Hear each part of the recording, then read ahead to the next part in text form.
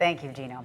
Well, last weekend's weather was not cooperative with a lot of people's plans, but for one couple, the weather turned their wedding day into a lot of stress. There's a lot to think about on a wedding day before the power goes out, and NBC 26's Juliana Falk shows us how the newlyweds weathered their stormy wedding day.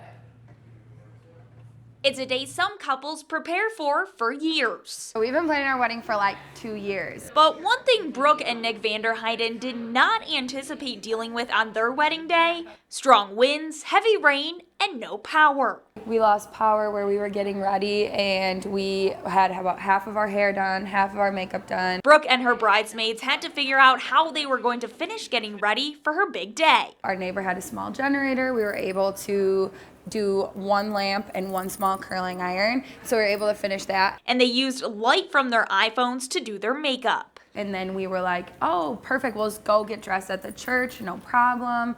And then we got word that the church didn't have power, and we were like, oh man, what are we gonna do? They moved their ceremony to a church down the road, not realizing the extent of the power outages in the area. Finally, somebody was like, oh, most of Appleton doesn't have power. And we were like, oh no, like what about Boobles? What about the reception? Like what about the food? What are we gonna do? But that wasn't an issue. Gordon Boobles Nature Preserve, where the reception was, had power, all through Faith Technologies microgrid. I found out about the wedding actually on Sunday.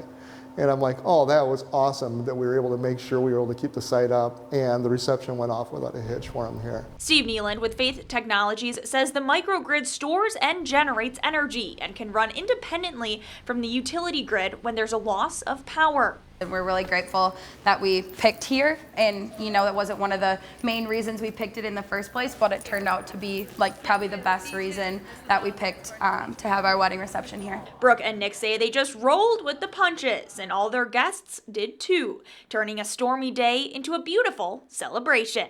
Everybody coming and celebrating with us, that power was stronger than the storms, and keeping that party down and keeping that celebration down. In Appleton, Juliana Falk, NBC 26.